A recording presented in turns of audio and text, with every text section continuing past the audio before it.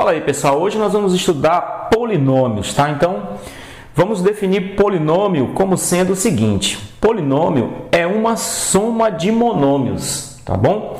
Então, nós temos aqui três exemplos. Nós temos aqui x ao quadrado mais 3y.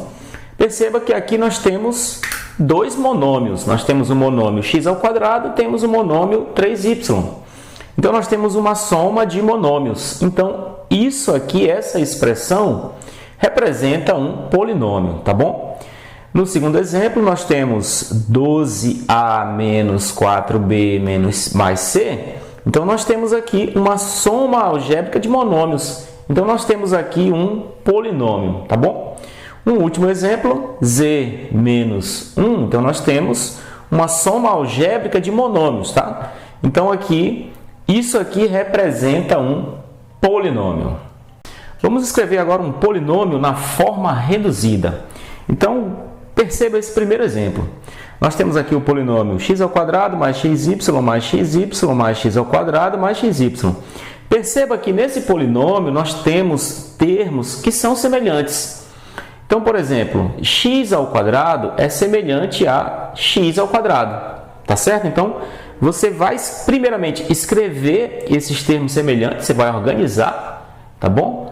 Então, aqui fica x ao quadrado e aqui, olha, mais x ao quadrado, mais x ao quadrado. E aí você vai verificar os outros termos do polinômio. Então, nós temos aqui mais xy e mais xy. Também são termos semelhantes. Então, só para organizar aqui, mais xy mais xy. E, por último, mais xy. Então, primeiramente, organiza os termos semelhantes. E depois, vamos resolver os termos que são semelhantes. Então, olha aqui, olha. Esses dois semelhantes, x ao quadrado mais x ao quadrado, vai dar 2x ao quadrado, tá bom? E aqui, olha, x mais y mais... Desculpa, xy mais xy mais xy, então você precisa resolver.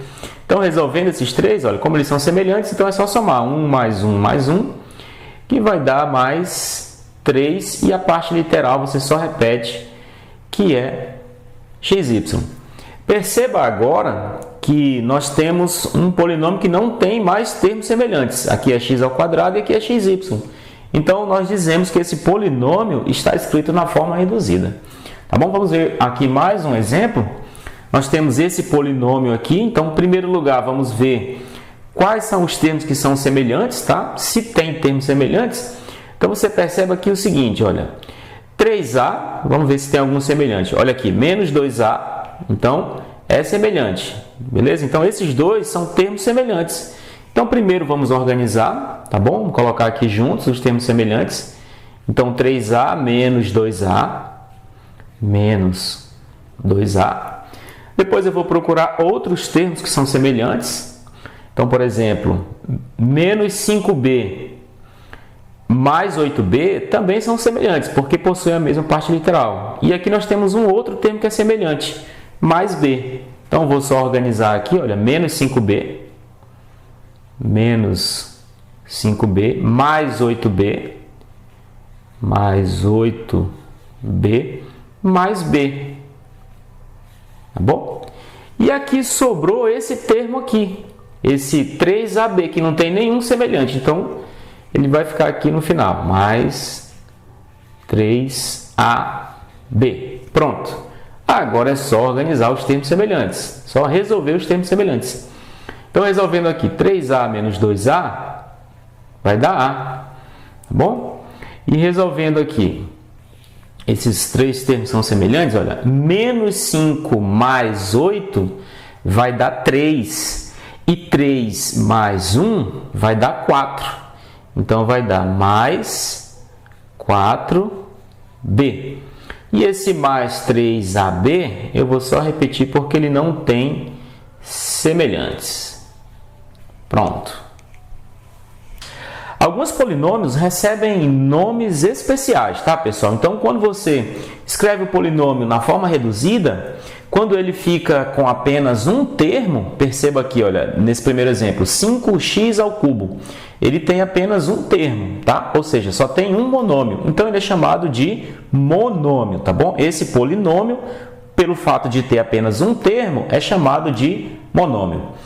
Quando o polinômio escrito na forma reduzida tem dois termos, olha, temos um termo aqui e outro termo aqui, tá bom?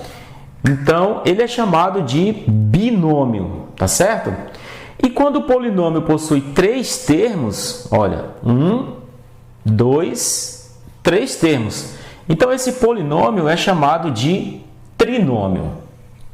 Para calcular o grau de um polinômio, pessoal, primeiro nós temos que calcular o grau de cada monômio desse polinômio separadamente.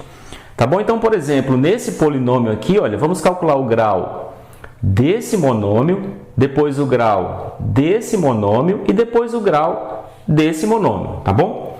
Então, calculando o grau do primeiro monômio.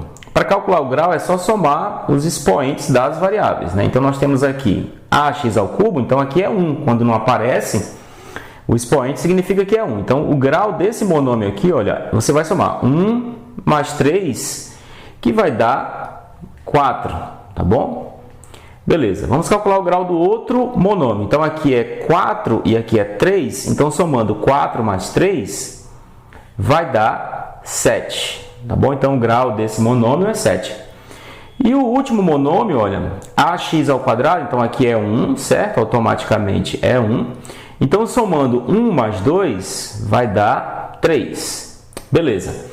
Então, nós temos aqui grau 4, 7 e 3. Então, o grau do polinômio inteiro vai ser o maior grau. Tá bom? Então, nesse caso aqui, o maior grau é 7. Então, esse polinômio, ele é do sétimo grau. Tá bom? Vamos ver aqui mais um exemplo. Nós temos aqui esse polinômio. Vamos calcular separadamente o grau de cada monômio, tá? Então, o grau desse monômio aqui, olha, vai ser 3, tá bom? Esse monômio terá grau 3. O grau desse monômio aqui, só somar os expoentes, olha, 2 mais 2 é 4. Beleza? E o grau do último monômio é só somar os expoentes das variáveis. Quando não tem nada aqui no expoente, significa que aqui é 1 e aqui também é 1, tá bom? Então, somando 1 mais 1 vai dar 2. Então, o grau deste monômio aqui é 2. Então, o grau do polinômio inteiro é o maior grau. Se eu tenho 3, 4 e 2, o maior é 4, tá bom? Então, esse polinômio aqui, ele é do quarto grau, tá bom? É importante destacar aqui o seguinte: se a gente considerar apenas uma variável, por exemplo, nesse polinômio aqui, em relação à variável x apenas, então eu tenho que considerar o maior grau. Então aqui, por exemplo, somente em relação à variável x. Aqui o grau é 3, o grau é 2 e o grau é 1. Então, em relação à variável x, esse polinômio, ele é do terceiro grau. E em relação à variável y, então eu vou olhar somente para a variável y. Aqui é y ao quadrado e aqui é y elevado a 1. Então, o maior é ao quadrado. Então, em relação à variável y, esse polinômio, ele é do segundo grau. Mas em relação ao polinômio inteiro, ele é do quarto grau, tá certo? Pessoal, vamos verificar agora quando um polinômio é completo e quando um polinômio é incompleto, tá bom? Então, vamos verificar aqui o seguinte. Você vai olhar aqui, por exemplo, esse polinômio, você vai olhar para os expoentes das variáveis. Então, você observa aqui, olha, o maior expoente é 4, né? Depois 3, depois 2 e aqui é 1, tá bom? Aqui é como se fosse 1.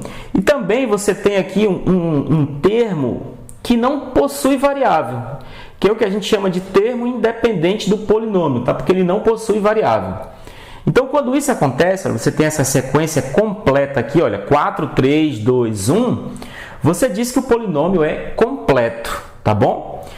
Agora, por exemplo, nesse polinômio aqui, olha, nós vamos verificar aqui a sequência dos expoentes, do maior para o menor. Então, nós temos aqui, olha, 5, depois 2, depois 1. Perceba que você aqui não tem na sequência decrescente, está faltando 4 e está faltando 3. Então, quando isso aqui acontece, pessoal, quando falta algum termo dessa sequência, você diz que o polinômio é incompleto. Então, esse polinômio aqui, para ele ser completo, você pode escrever ele como sendo assim, olha, pega o maior termo aqui, olha, né, o maior expoente, né, que é 5x à quinta. Você pode observar que o elevado a 4 não tem. Então, você vai completar esse polinômio agora. Você coloca aqui, olha, mais 0, porque não tem, né, x elevado a 4.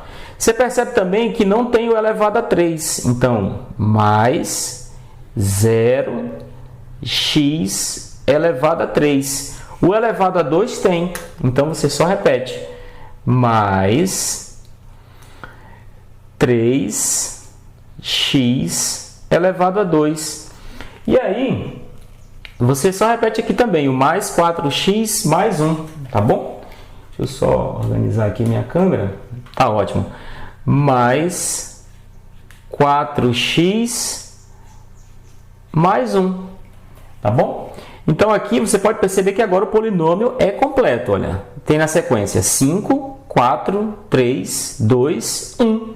E você tem também o termo independente. Tá bom? Você tem aqui o termo independente. Então, para um polinômio ser completo, ele precisa ter a sequência completa, tá, dos expoentes e também o termo independente. Tá certo, pessoal? Então, essa foi a nossa videoaula de hoje. Espero ter ajudado a todos. Fiquem todos com Deus e até a próxima videoaula. Tchau, tchau.